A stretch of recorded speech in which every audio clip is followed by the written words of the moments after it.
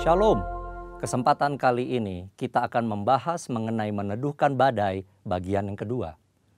Dalam hal menghadapi sakit penyakit dan wabah seperti COVID-19, bagaimana GBI sebagai gereja Pentakosta memahami kesembuhan ilahi?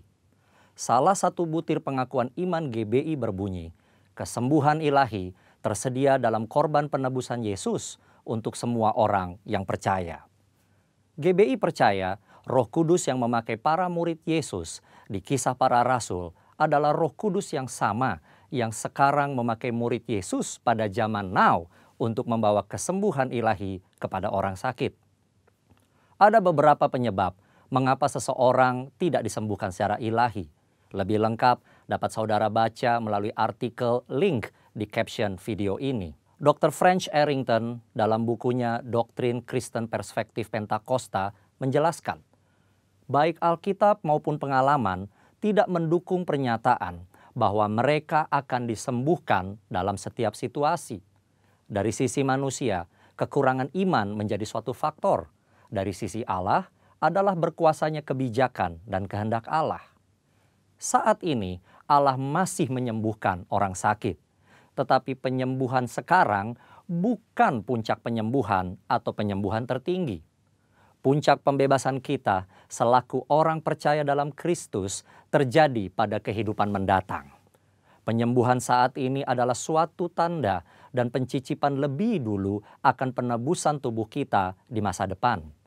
Penebusan kita saat ini hanya sebagian dan penyakit masih terus terjadi.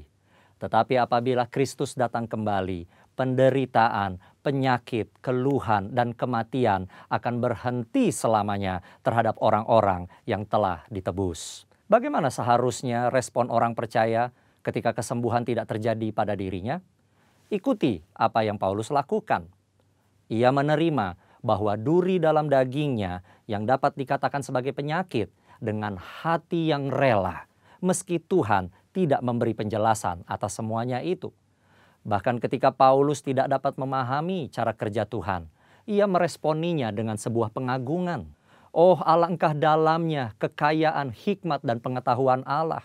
Sungguh tak terselidiki keputusan-keputusannya, dan sungguh tak terselami jalan-jalannya. Sebab siapakah yang mengetahui pikiran Tuhan? Atau siapakah yang pernah menjadi penasihatnya? Atau siapakah yang pernah memberikan kepadanya sehingga ia harus menggantikannya? Sebab segala sesuatu adalah dari Dia dan oleh Dia dan kepada Dia, bagi Dialah kemuliaan sampai selama-lamanya. Ketidakmengertian kita akan pikiran Allah justru membuat kita lebih dalam menyembahnya. Dr. French Arrington menjelaskan dalam textbook Doktrin Kristen Perspektif Pentakosta demikian. Untuk melihat Allah yang hanya bekerja melalui penyembuhan-penyembuhan luar biasa, membuat batasan palsu terhadap kuasa Allah. Segala sesuatu yang baik berasal dari Allah. Pengetahuan medis dan keterampilan para dokter dan perawat adalah dari tangan Allah yang beranugerah.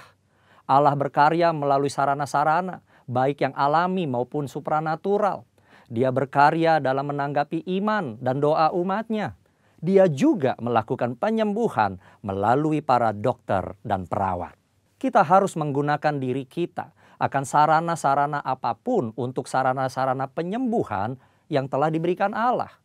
Doa dan pengurapan minyak memiliki tempatnya sendiri, tetapi doa dan pengobatan medis tidak saling bertentangan. Keuntungan doa penyembuhan dan pengetahuan medis mengalir dari Allah yang sama. Bagi GBI, kesembuhan ilahi adalah salah satu bentuk berkat keselamatan. Keselamatan manusia, itulah yang terpenting. Inilah juga yang dilakukan oleh keluarga besar GBI Jalan Jenderal Gatot Subroto, Jakarta. Melalui Healing Movement Crusade, pemberitaan keselamatan selalu menjadi agenda utama. Pelayanan kesembuhan ilahi adalah tanda-tanda yang menyertainya. Gereja digambarkan sebagai tubuh yang memiliki banyak anggota dengan fungsi yang berbeda-beda. Tiap insan gereja dan hamba Tuhan diharapkan memberikan kontribusi bagi masyarakat sesuai karunia masing-masing, khususnya dalam menghadapi wabah seperti COVID-19. Dan yang paling penting, nyatakan kehendak Tuhan agar badai COVID-19 dapat berhenti atau menurun dampaknya. Dalam tuntunan Roh Kudus dan dalam nama Yesus, badai COVID-19 dihardik agar diam, tidak lagi mengakibatkan jatuhnya korban. Kuasa Tuhan akan dinyatakan dan banyak orang akan diselamatkan. Tuhan Yesus memberkati.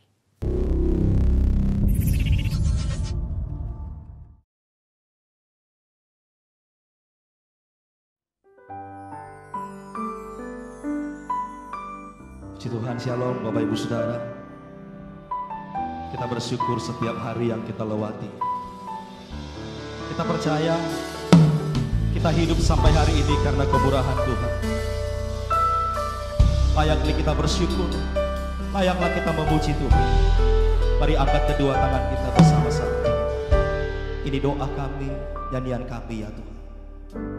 Yang dulu tak ku mengerti, sekarang kau buat mengerti.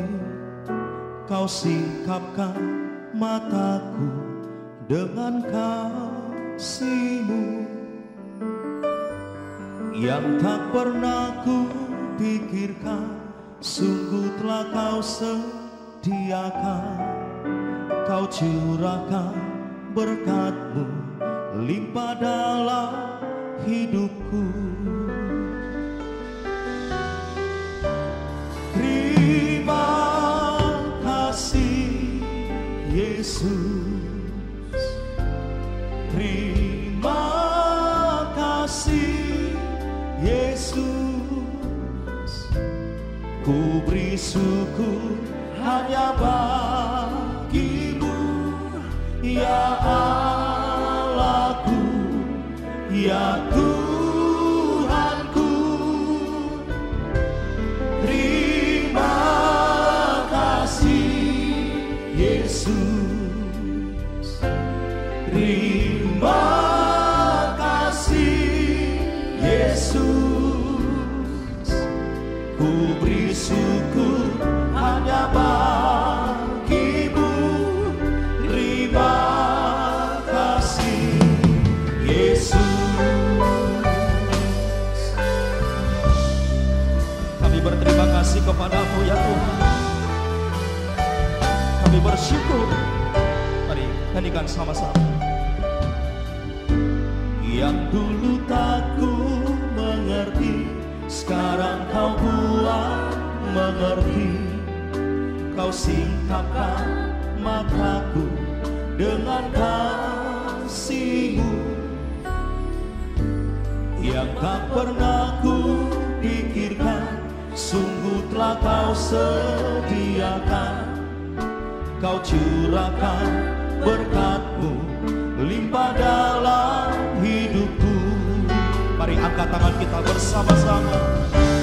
Terima kasih Yesus,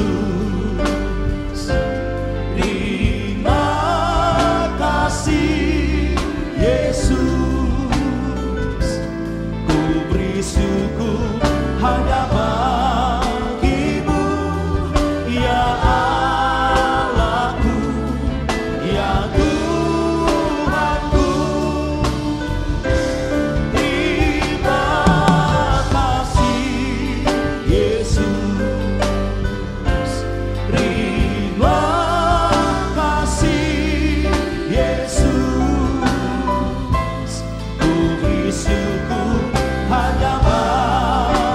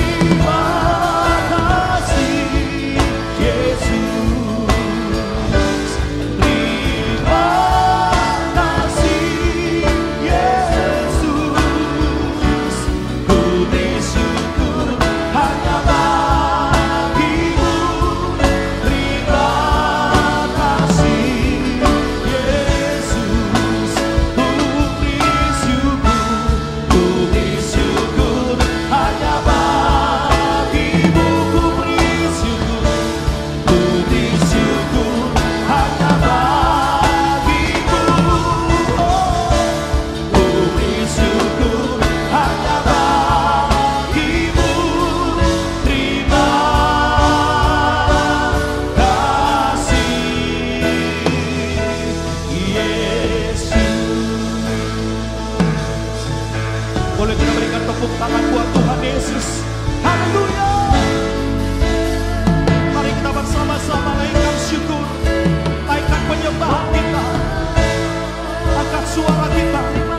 Mari perdengarkan suara kita Bapak Ibu Saudara. Bersyukur buat kebaikan Tuhan, bersyukur buat anugerah Tuhan. Haleluya, haleluya. Kami bersyukur kepadamu, kami bersyukur kepadamu ya Tuhan. Engkau baik, Kau sangat baik, Kau sangat baik ya Tuhan. Kau teramat baik bagi kami. Haleluya, haleluya.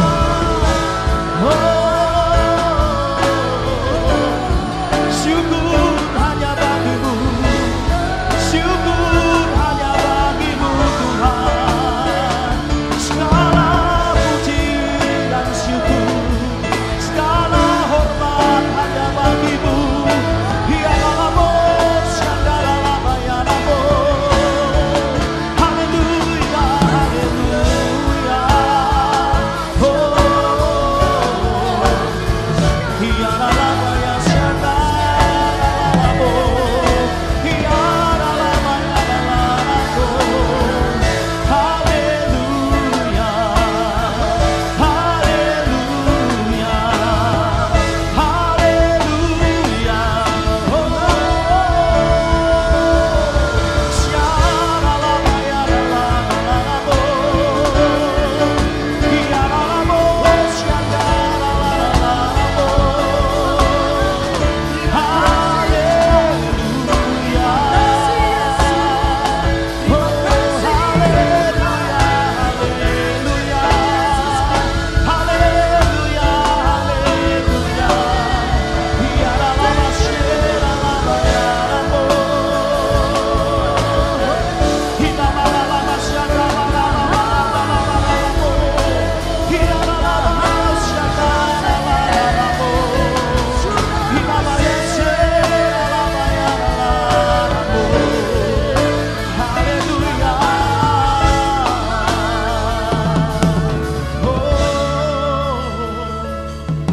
Syukur bagimu Tuhan, segala hormat bagimu Tuhan,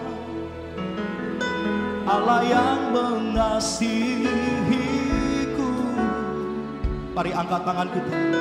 Allah yang memeliharaku. Syukur bagimu, syukur bagimu Tuhan. Segala hormat bagimu Tuhan. Allah yang mengasihi, Kau Allah yang pelihara hidup kami Tuhan. Allah yang memeliharaku.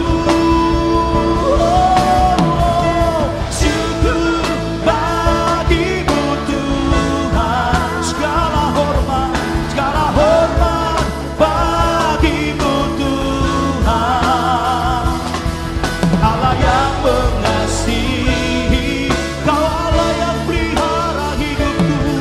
Allah yang memelihara lebih lagi. Syukur bagimu Tuhan. Segala hormat bagimu Tuhan. Allah yang mengasihi, Allah yang mengasihi, Allah yang peliharaku, Allah yang memeliharaku selamanya, selamanya. Oh selamanya, selamanya. Oh selamanya. Kita berikan tepuk tangan buat Tuhan Yesus. Di balik ucapan syukur, kami percaya Tuhan, Tuhan sediakan mujizat bagi setiap kami yang selalu bersyukur kepadamu. Terpujilah namamu di dalam nama Tuhan Yesus, yang setuju sama-sama berkata, amin. Tepuk tangannya lebih dahsyat lagi, saudara. Haleluya. Saya percaya setiap hari-hari yang Tuhan jadikan. Amen. Yang setuju katakan amin. Amen. Tepuk tangan buat Tuhan Yesus. Haleluya. Bersuka di dalam Tuhan. Oh.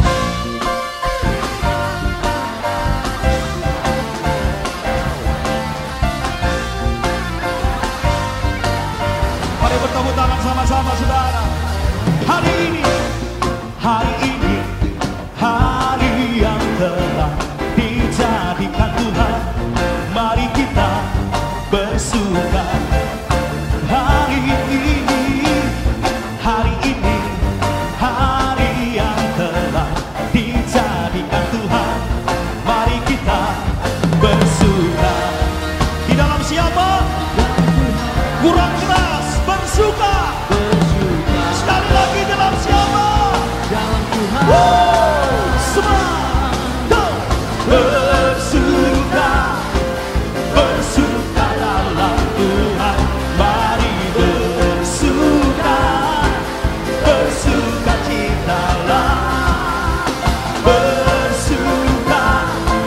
Bersuka dalam Tuhan. Sekarang bersuka. Bersuka citalah. Tepuk tangan sama-sama, saudara. Saudara katakan wuh. Lagi katakan wuh. Haleluya.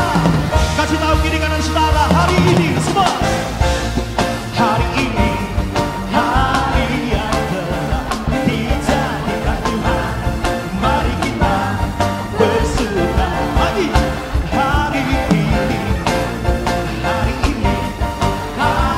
yang telah dijadikan Tuhan. Mari kita bersuka. Di dalam siapa? Dalam Tuhan. Saya tahu lebih keras lagi, bersuka. Di dalam siapa? Di dalam Tuhan. Semua go. Bersuka. Bersuka dalam Tuhan. Bersuka. Bersuka cita. Bersuka citalah. Bersuka. Bersuka dalam sekarang bersuka. Bersuka citalah. Ayo bertepuk tangan sama-sama. Bersuka semua. Bersuka. Tepuk tangannya lebih keras lagi, saudara. Yang ada di rumah, yang menyaksikan tayangan ini sama-sama. Kita semua bersuka cita. Lagi ya, di atas kepala dengan iman. Semua go. Bersuka. Sekarang bersuka citalah. Bersuka citalah. Lagi. Oh, oh. Bersuka. Bersuka dalam Tuhan. Mari bersuka. Bersuka citalah. Semua. Bersuka. Bersuka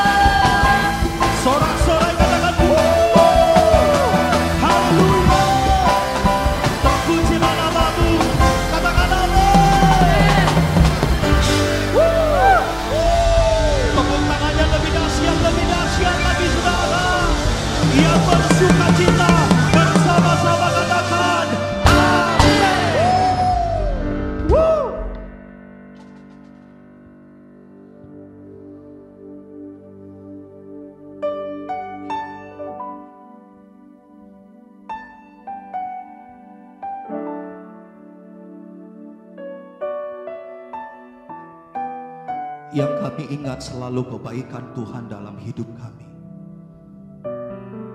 Kasih-Mu lebih luas, Kasih-Mu lebih dalam dari setiap masalah yang terjadi dalam hidup kami. Tuhan, siapakah kami? Engkau buat hidup kami berharga di mata-Mu. Terima kasih setiap musim yang kami lewati, dan kami percaya kami akan masuk dalam musim yang baru, di tahun dimensi yang baru. Tuhan nyatakan dalam hidup kami apa yang tidak pernah dilihat oleh mata kami, apa yang tidak pernah timbul dalam hati kami, apa yang tidak pernah didengar telinga kami. Itu yang Tuhan sediakan bagi setiap kami. Ini doa kami, Tuhan. Nyanyikan sama-sama. Semusim berlalu, namun Kau selalu peliharaku.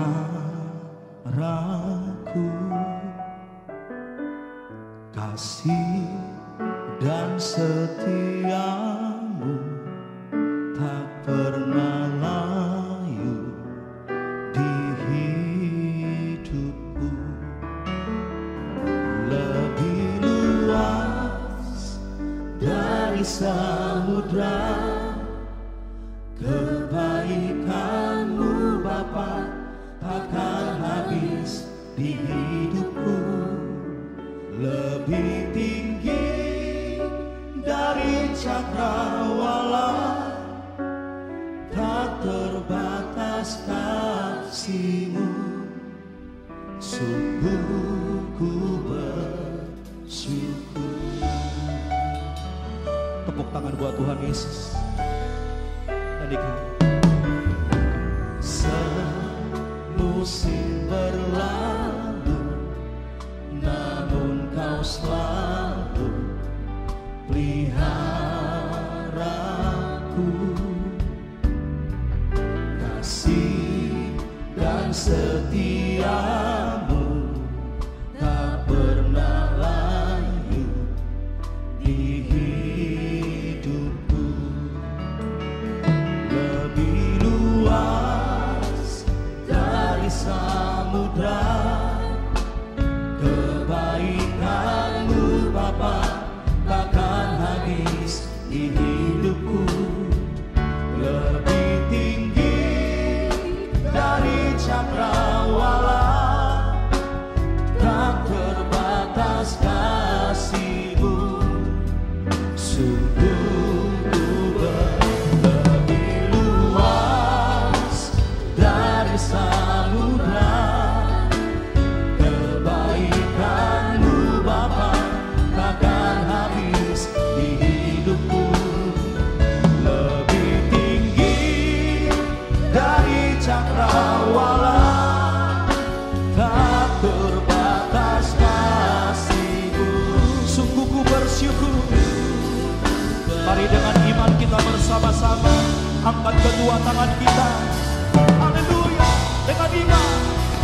Lebih luas dari samudra, kebaikan-Mu Bapa takkan habis di hidupku. Lebih tinggi dari cakrawala, tak terbatas kasih. Sungguh ku bersyukur. Ini doa kami semua. Lebih luas dari samudra, kebaikan-Mu Bapa takkan habis di hidupku. Lebih tinggi dari cakrawala, tak terbatas kasih-Mu. Sungguh ku bersyukur. Sungguh ku bersyukur. Sungguh ku bersyukur.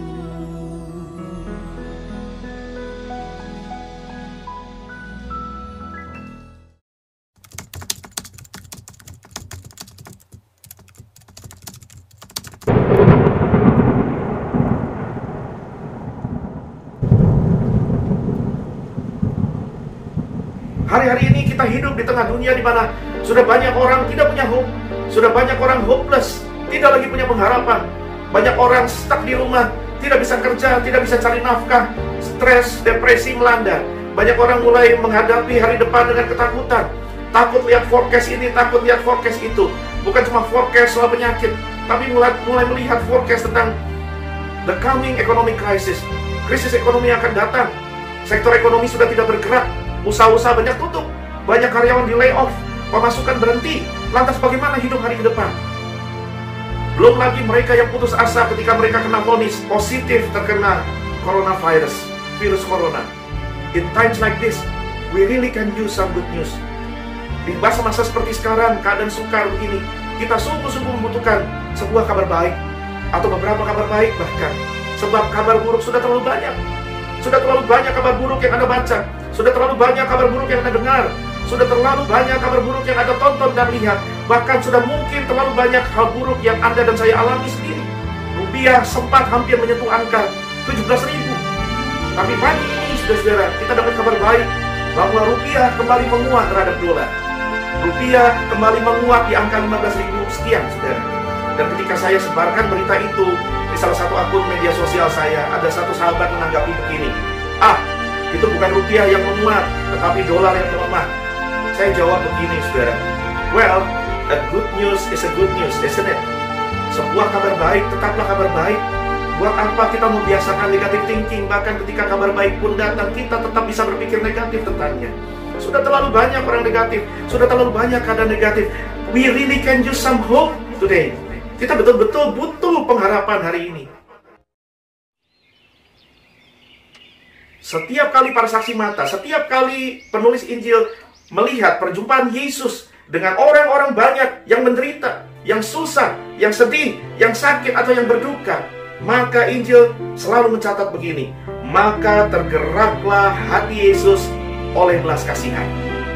Bahkan Tuhan Yesus sendiri mengutip firman Allah dari Perjanjian Lama ketika dicatat oleh Matius 9 ayat 13, berbunyi demikian, yang kukendaki ialah belas kasihan, compassion, bukan persembahan. Sebab aku datang, kata Tuhan Yesus, bukan untuk memanggil orang benar, melainkan untuk menyelamatkan orang berdosa. Seringkali kita berpikir bahwa iman adalah ritual, iman adalah persembahan, iman adalah pelayanan, iman adalah korban, iman adalah agama, dan setumpuk ritualistik lainnya. Tetapi Yesus sendiri berkata, hati Allah sendiri berkata lewat mulut Yesus, bukan itu. Ibadah yang sejati adalah belas kasihan terhadap sesama. Bahkan buat orang yang paling tidak pantas menerima belas kasihan kita. Ini loh hati Allah buat saudara. Ini loh hati Tuhan buat saudara. Hati Yesus adalah hati yang penuh belas kasihan. Buat siapa? Buat engkau, buat saudara dan saya. Yesus tahu apa artinya kesukaran. Yesus tahu apa rasanya putus asa. Yesus tahu apa yang saudara sedang alami dan gumuli hari-hari ini. Dan dengan penuh belas kasihan, Yesus rindu mengembalikan, Yesus rindu memberikan hope itu, pengharapan itu kembali kepada saudara. Buat saudara-saudara yang sudah putus asa, buat saudara-saudara yang sudah letih lesu berbeban berat, buat engkau yang sudah kehilangan pengharapan. Because hope is what we need during these difficult times. Hope is what keep us going on and going strong through the most difficult times in life. Sebab itu, saudara-saudara, yuk jangan putus asa, yuk jangan putus asa. Ayo semangat lagi, ayo bangkit lagi, ayo berpengharapan lagi. Yuk berharap sama Tuhan. Because it usually the darkest before dawn. But do you know what happens after that? Sunrise happens. Matahari terbit. Biasanya hari paling gelap justru jam-jam subuh hari sebelum matahari terbit. Tapi tahukah saudara apa yang terjadi setelah kegelapan yang paling gelap itu? Matahari terbit, kegelapan sirna, cahaya turun, pengharapan baru buat saudara. Saya mau menatap saudara-saudara yang hari ini putus asa dan berkata, Pak, pengharapan saya sudah habis. Saya sudah berharap pada pejabat-pejabat tidak bisa tolong saya. Saya berharap pada jabatan-jabatan tidak bisa tolong saya. Saya berharap pada ilmu pengetahuan saya tidak bisa tolong saya. Saya berharap pada uang saya tidak bisa tolong saya. Dalam keadaan seperti ini, segala hartamu itu tidak ada artinya. Tetapi Alkitab mengajar kita, dari mana datang pertolongan kita? Kepada siapa kita berharap? Pemazmur katakan dalam Mazmur 121 ayat 1-3, Aku melayangkan mataku ke gunung-gunung. Dari manakah datang pertolonganku? Pertolonganku ialah dari Tuhan yang menjadikan langit dan bumi. Ia takkan membiarkan kakimu goyah. Penjagamu tidak akan terlelap. Tuhan yang menjaga saudara dan saya tidak pernah tertidur. Dia bukan satpam dan security yang bisa capek. Dia bukan manusia yang bisa lelah. Tuhan selalu siap sedia membangkitkan kembali pengharapan, menolong saudara dalam kesesakan, dan mengeluarkan kita menjadi pemenang.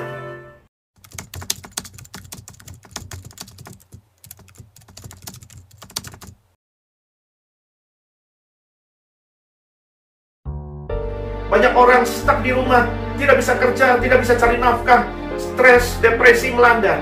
Banyak orang mulai menghadapi hari depan dengan ketakutan. Takut lihat forecast ini, takut lihat forecast itu. Bukan cuma forecast soal penyakit, tapi mulai melihat forecast tentang krisis ekonomi yang akan datang. Sektor ekonomi sudah tidak bergerak, usaha-usaha banyak tutup, banyak karyawan di layoff, pemasukan berhenti. Lantas bagaimana hidup hari ke depan?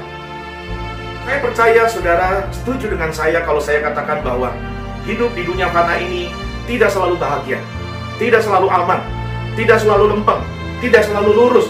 Ada kalanya jalan begitu berkelok-kelok, bahkan jalan terasa menurun, bahkan jalan terasa menggelap. Tetapi saya punya kabar baik untuk saudara-saudara. Allah yang kita sembah adalah Allah yang penuh belas kasihan, Allah yang hatinya berbelas kasihan. Yesus peduli dengan engkau yang sedang stres hari-hari ini memikirkan ekonomi, engkau yang punya karir yang mandek, engkau yang punya bisnis yang macet, engkau yang hari-hari ini income hanya zero, mulai dari ojek online, karyawan sampai pengusaha, semua mengalaminya. Masa iya Pak? Ya, dia Allah yang penuh belas kasihan. Ketika di suatu pagi dia berjumpa dengan beberapa pengusaha ikan. Saya sebut pengusaha ikan atau bisnis ikan karena nelayan bisnisnya memang ikan. Dia berjumpa dengan beberapa nelayan yang sudah sepanjang malam, selama bertahun-tahun mereka sudah biasa mencari ikan, sudah biasa menjala ikan. Tetapi malam hari itu mereka gagal total. Mereka tidak mendapatkan bahkan satu ekor ikan pun. Dan mereka harus kembali ke pantai pada pagi hari, mencuci perahunya, mencuci jalannya, dan mulai beres-beres sambil mungkin stres, depresi dalam hati berkata, hari ini saya pulang tidak bawa apa-apa. Hari ini saya pulang tidak ada yang bisa saya jual di pasar. Tidak ada satu ekor ikan pun bahkan. Apa yang akan saya berikan kepada keluarga saya? Apa yang akan saya berikan kepada istri dan anak-anak saya? Makan apa mereka hari ini? Dan itu dialami oleh Simon. Sama seperti saudara hari ini mungkin stres, mungkin depresi. Simon juga pagi itu sebagai seorang nelayan profesional yang sudah biasa menjala ikan, bingung, dia macet, dia mandek, dia stuck, dan tidak tahu harus berbuat apa sebab zero income. Tetapi Yesus tanpa dicari oleh Simon, tanpa dipanggil oleh Simon, Yesus sendiri yang berinisiatif mencari Simon. Pagi itu di pantai itu dia menjumpai seorang Simon yang sedang stres karena masalah ekonomi. Dan Yesus berkata kepada Simon dan teman-temannya, ayo, mencari lagi. Ayo, dorong lagi perahumu. Ayo, tebarkan jalamu lagi. Secara pribadi, secara manusia, Simon bisa berkata, kamu tahu nggak, saya sudah cari sepanjang malam.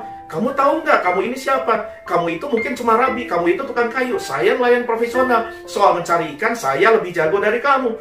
Tetapi yang dahsyat adalah Alkitab mencatat, Simon bilang begini, baiklah, karena engkau menyuruhnya juga, saya akan tebarkan jala lagi.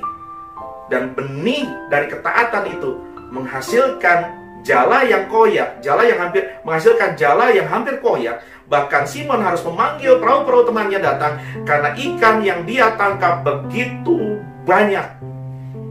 Tuhan Yesus mengembalikan hope, pengharapan kembali pada Simon. Saya bayangkan wajah Simon hari itu dan teman-temannya yang tadinya sudah sedih, yang tadinya sudah stres, tidak tahu harus memberi makan keluarga mereka bagaimana. Mereka pulang dengan senyum, mereka pulang dengan kepala tengadah, mereka pulang dengan mengucap syukur. Mungkin sambil bawa ikan, mereka jalan sambil bersiul atau bernyanyi. Hati mereka melimpah dengan syukur. Dan saudara-saudara, itulah hati Tuhan buat Anda dan saya. Tidak mungkin Allah membiarkan saudara dan saya merebus batu untuk memberi makan keluarga kita. Tidak mungkin. Selalu ada jalan keluar di tengah himpitan. Sebab itu jangan putus asa, berharaplah kepada Tuhan. Sebab Tuhan kita adalah Tuhan yang bangkit dari kematian. Dan Dia adalah Tuhan yang penuh belas kasihan. Ini loh hati Allah buat saudara. Ini loh hati Tuhan buat saudara. Hati Yesus adalah hati yang penuh belas kasihan. Buat siapa? Buat engkau, buat saudara dan saya. Tuhan yang menjaga saudara dan saya tidak pernah tertidur.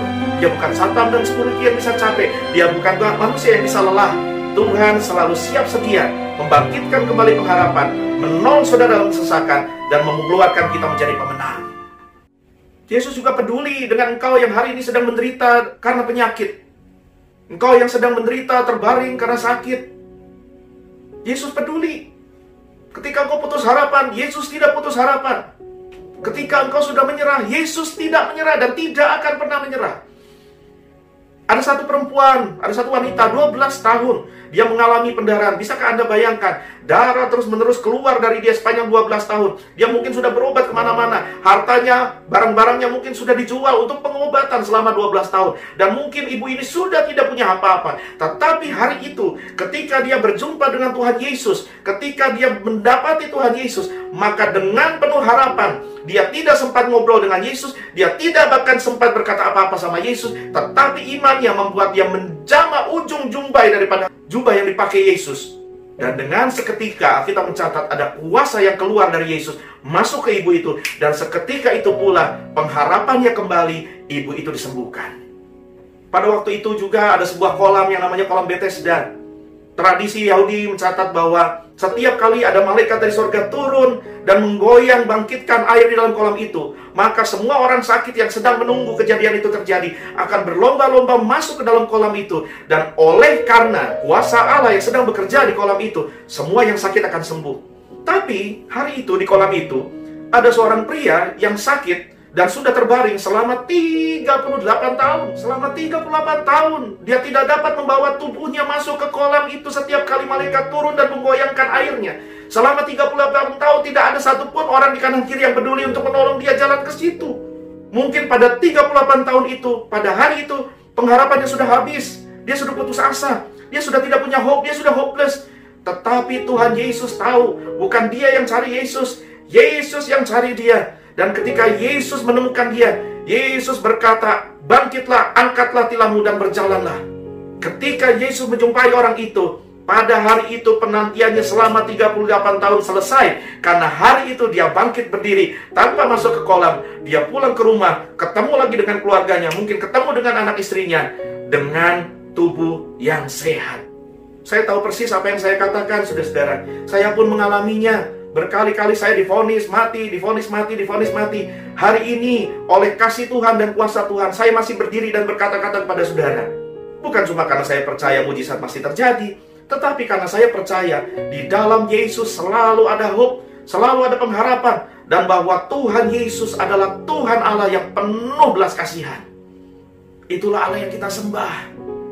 Dia bukan cuma agama, dia bukan cuma setumpuk doktrin. Dia bukan Allah yang jauh di atas sana yang tidak terjangkau oleh umat dan umat harus berteriak-teriak memanggil dia. Tidak. Dia Allah yang penuh belas kasihan. Dia Allah yang berinisiatif mencari Anda dan saya di titik paling rendah dalam hidupmu, di mana engkau sudah kehilangan harapan. Dia datang untuk memberikan harapan. Mungkin saudara menatap saya dan berkata, "Tapi Pak, Anda tidak tahu rejection, penolakan yang saya alami dalam hidup saya. Saya ditolak di sana-sini, saya dijauhi, sakit rasanya Pak." Saya ngerti. Saya tahu. Bahkan Alkitab mencatat Yesus berjumpa dengan orang yang mengalami penolakan. Seorang wanita Samaria yang harus keluar pada siang hari untuk menimba air dari sumur.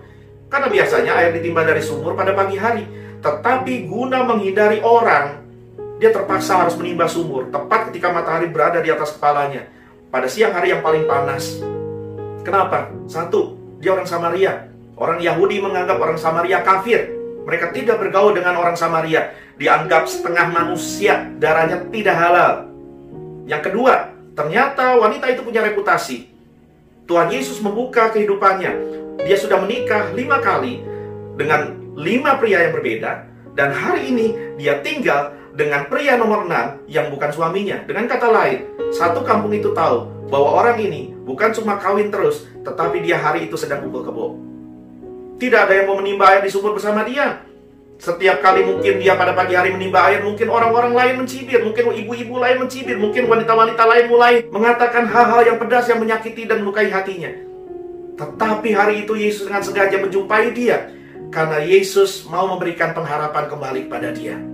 Dan dengan penerimaan kasih yang tulus dan besar, wanita ini mengalami pemulihan dari Tuhan. Begitu juga ada satu perempuan lagi yang Alkitab catat. Perempuan ini ditangkap oleh orang-orang yang merasa sebagai penjaga agama. oleh orang-orang yang religius. Dan ditangkapnya bukan karena mencuri, ditangkapnya bukan karena berbohong, ditangkap karena kedapatan sedang melakukan perzinahan. Dan ketika semua orang siap merajam perempuan ini, ketika semua orang siap untuk membunuh perempuan ini, Tuhan Yesus menantang semua orang yang mau merajam. Kalau ada di antara kamu yang tidak pernah berbuat dosa, ayo rajam silakan. Tetapi Alkitab catat, semua orang tersadarkan, mundur satu persatu. Dan Yesus berkata, aku tidak menghukum kau, sebab itu pergilah dan jangan berbuat dosa lagi. Dengan kata lain, Yesus mengembalikan hope dalam hidup perempuan ini. Yesus mengembalikan harapan dalam hidupnya. Hari itu seharusnya dia tidak bisa melihat mentari hari esok. Hari itu seharusnya dia tamat riwayatnya dan mati dirajam. Tetapi esok hari matahari masih terbit, matahari masih bersinar, hari masih terang. Dia masih bisa melihat hari depan karena Yesus datang memberikan harapan kepada dia. Sebab itu saudara-saudara, yuk jangan putus asa yuk. Yuk jangan putus asa. Ayo semangat lagi. Ayo bangkit lagi.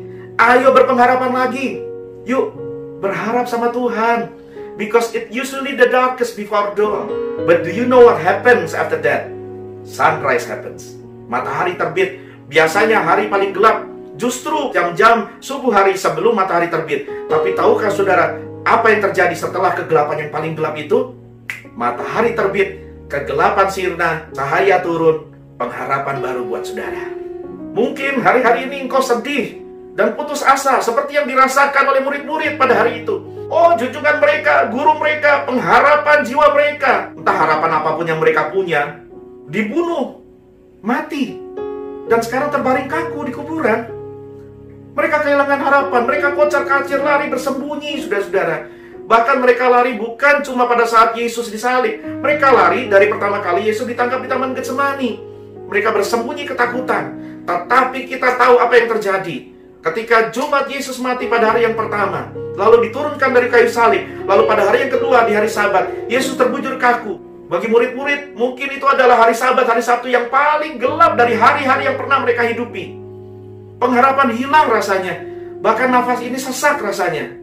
Kegelapan meliputi hidup mereka. Kegelapan meliputi dunia. Mungkin iblis tertawa terkekeh-kekeh hari itu dan merasa, I win, saya sudah menang. But we know what happened on that Sunday morning. Kita tahu apa yang terjadi pada hari yang ketiga di minggu pagi itu. Kuburan terbuka, batu terguling, segel dari kekaisaran Romawi putus. Para penjaga-penjaga lari ketakutan. Sebab Yesus Tuhan bangkit keluar dari kubur dalam segala kemuliaan dan kuasa. Haleluya. Sebab itu jangan putus asa. Kalau kematian saja dikalahkan oleh Yesus, kalau kematian saja dikalahkan oleh kebangkitannya, maka Alkitab berkata kepada saudara dan saya, bersukacitalah dalam pengharapan, sabar dalam kesesakan, dan bertekunlah dalam doa. Kata Roma 12 ayat 12. Dari ayat ini sebetulnya kita belajar bahwa Tuhan mau mengajar kita, hidup ini tidak selalu senang terus, hidup ini tidak selalu indah terus. Ada kalanya kesukaran datang, ada kalanya kesulitan menyapa, ada kalanya penderitaan hadir. Bahkan Alkitab berkata, ada kesesakan, tapi sabar dalam kesesakan, tekun dalam doa, dan jangan lupa bersukacita dalam pengharapan. Bersukacita, sukacita yang dari Tuhan itu kekuatan kita. Hati yang gembira adalah obat yang manjur, semangat yang patah mengeringkan tulang. Saudara pasti sudah mendengar kesaksian seorang tokoh beberapa hari lalu yang betul-betul terbaring di rumah sakit karena sakit COVID-19, sakit karena virus corona. Tetapi dia kenal Tuhannya, dia tahu ayat itu, dia nyanyi setiap hari, dia pelihara hati yang bersukacita. Dan hari ini dia bersaksi, sudah sembuh total. Karena ada pengharapan buat orang yang menaruh harapnya sama Tuhan Yesus. Mungkin saudara menatap saya dan berkata, Pak, Bapak nggak tahu, hidup itu penuh sengsara, hidup itu penuh derita, Pak. Saya ngerti. Justru dalam penderitaan lah, Roma 5 ayat 3 dan 4 berkata, kita bermegah juga dalam kesengsaraan kita. Kenapa? Karena kita tahu bahwa kesengsaraan menimbulkan ketekunan, dan ketekunan menimbulkan tahan uji, dan tahan uji menimbulkan pengharapan, dan pengharapan tidak mengecewakan. Haleluya. Saya mau menatap saudara-saudara yang hari ini putus asa dan berkata, Pak, pengharapan saya sudah habis. Saya sudah berharap pada pejabat nggak bisa tolong saya. Saya berharap pada jabatan tidak bisa tolong saya. Saya berharap pada ilmu pengetahuan saya tidak bisa tolong saya. Saya berharap pada uang saya tidak bisa tolong saya. Dalam keadaan seperti ini, segala hartamu itu tidak ada artinya. Tetapi Alkitab mengajar kita, dari mana datang pertolongan kita? Kepada siapa kita berharap? Pemazmur katakan dalam Mazmur 121 ayat 1-3, aku melayangkan mataku ke gunung-gunung. Dari manakah datang pertolonganku? Pertolonganku ialah dari Tuhan yang menjadikan langit dan bumi. Ia takkan membiarkan kakimu goyah. Penjagamu tidak akan terlelap. Tuhan yang menjaga saudara dan saya tidak pernah tertidur. Dia bukan satpam dan security yang bisa capek. Dia bukan manusia yang bisa lelah. Tuhan selalu siap sedia membangkitkan kembali pengharapan, menolong saudara dalam kesesakan, dan mengeluarkan kita menjadi pemenang.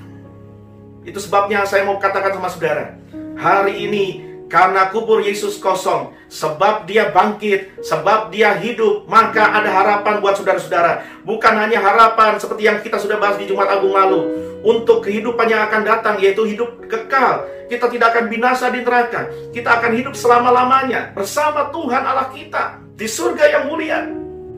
Tetapi untuk hidup kita di hidup dunia yang hari ini, tetapi untuk hidup saudara dan saya yang ada di dunia sekarang ini, masih ada harapan. Itu sebabnya Roma 15 ayat 13 berkata, dan ini menjadi doa Paulus dan juga doa saya buat Anda. Semoga Allah sumber pengharapan memenuhi kamu dengan segala sukacita dan damai sejahtera dalam iman kamu, supaya oleh kekuatan Roh Kudus kamu berlimpah-limpah dalam pengharapan. By the power of the Holy Spirit, you will be overfilled with hope. Haleluya. Mari saudara-saudara, kau yang menyaksikan tayangan ini, baik kau di rumah sakit, baik kau di kamar tidur, baik kau di rumah sedang bersama keluarga atau bersama sahabat-sahabat, saya mengajak saudara-saudara, mari buka hatimu, arahkan wajahmu kepada Tuhan, pandang Dia sumber pengharapan kita, layangkan pandangan kita kepada Dia. Manusia boleh gagal menolong kita, manusia boleh capek menolong kita, manusia boleh terlelap dan tidak sanggup menolong kita, tetapi Tuhan Allah kita, sebab Dia hidup, maka ada pengharapan. Sebab Yesus hidup, maka ada hari esok buat saudara dan saya. Buat saudara-saudara yang berkata bahwa, Pak, mungkin habis COVID ini kiamat, Pak, Maranatha terjadi, Tuhan Yesus datang. Tidakkah kau tahu bahwa pengharapan dalam Yesus bukan hanya pengharapan untuk hidup di dunia ini, tetapi untuk hidup di dunia yang akan datang, bahkan setelah kiamat. Mari saudara-saudara, kita berdoa sama-sama. Arahkan wajahmu, arahkan hatimu sama Tuhan. Buka tanganmu dan terima berkat Tuhan. Bapa, dalam nama Yesus, hari ini umat Yesus aku berdoa buat setiap orang yang menyaksikan tayangan ini, buat setiap orang yang mendengar firman pada hari ini. Semangat yang patah, semangat yang hampir pudar, di dalam nama Tuhan Yesus, pengharapan kembali membakarnya menyala. Pengharapan kembali mengembalikan semangat mereka. Pengharapan kembali membangkitkan mereka. Mereka yang hari ini stres, mereka yang hari ini depresi, di dalam nama Tuhan Yesus, aku berkata, pengharapan dari Tuhan tidak mengecewakan. Pengharapan membangkitkan. Engkau yang lemah tidak berdaya, dalam nama Tuhan Yesus aku berdoa, bangkit lagi, semangat lagi, berpengharapan sekali lagi. Karena di dalam Tuhan Yesus ada hari esok. Bukan cuma untuk hidup kita hari ini, tetapi untuk hidup di balik kubur di dunia yang akan datang. Bukan cuma untuk hidup dalam kekekalan dunia yang akan datang, tetapi ada pengharapan dalam dunia hari ini. Sebab Dia hidup, sebab Yesus hidup. Terima kasih Tuhan, terima kasih. Saat ini aku katakan dalam nama Yesus, segala spirit of fear, segala roh ketakutan, pergi dari anak-anak Tuhan ini dalam nama Tuhan Yesus. Segala roh stres dan depresi, pergi dalam nama Tuhan Yesus Kristus. Dan oleh damai sejahtera Kristus, damai sejahtera yang melampaui segala akal, aku katakan, diam dan tenanglah. Jadilah tenang dalam nama Yesus. Jadilah tenang di dalam nama Yesus. Dan aku berdoa, karena Dia hidup, maka esok hari dalam kegelapan yang paling gelap, kau akan melihat surya pengharapan itu kembali bersinar. Ada hari esok, masih ada harapan, masih ada jalan keluar, masih ada pertolongan. Sebab bukan cuma kami tahu, tapi kami percaya, kami punya Allah yang penuh belas kasihan. Terima kasih untuk kasih-Mu. Berkatilah semua yang menyaksikan tayangan ini. Berkatilah ya Tuhan, di dalam nama Tuhan Yesus Kristus. Mereka semua dikuatkan, mereka semua dihibur, mereka semua disembuhkan, mereka semua dipelihara oleh Tuhan, dicukupkan oleh Tuhan, dan ditolong oleh Tuhan. Bukan cuma untuk hidup hari ini, tapi dalam kekekalan yang akan datang. Bukan cuma dalam kekekalan, tapi juga dalam hidup di dunia fana kami hari ini. Ada harapan. Terima kasih Bapa, di dalam nama Tuhan Yesus Kristus. Haleluya. Amin. Amin. Amin. Kiranya Engkau memberkati aku berlimpah-limpah dan memperluas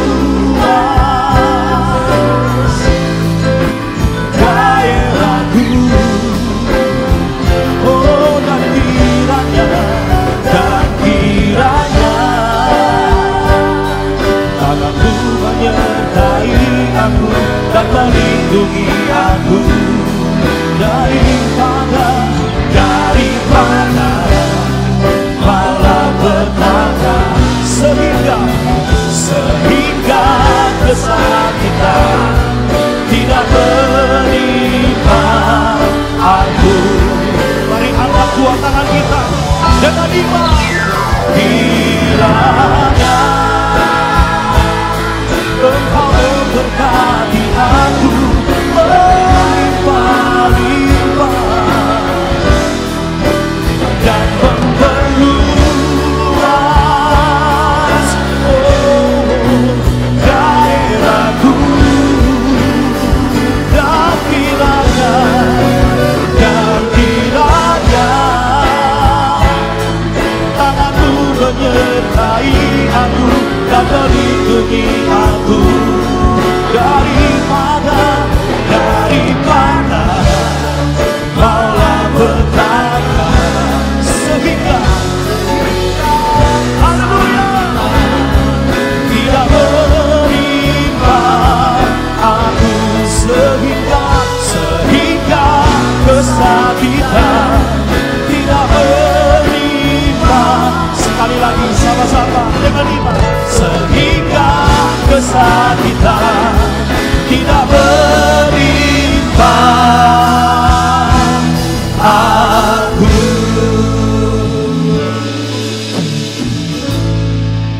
Mari kita angkat kedua tangan kita, arahkan hati iman kita sama Tuhan.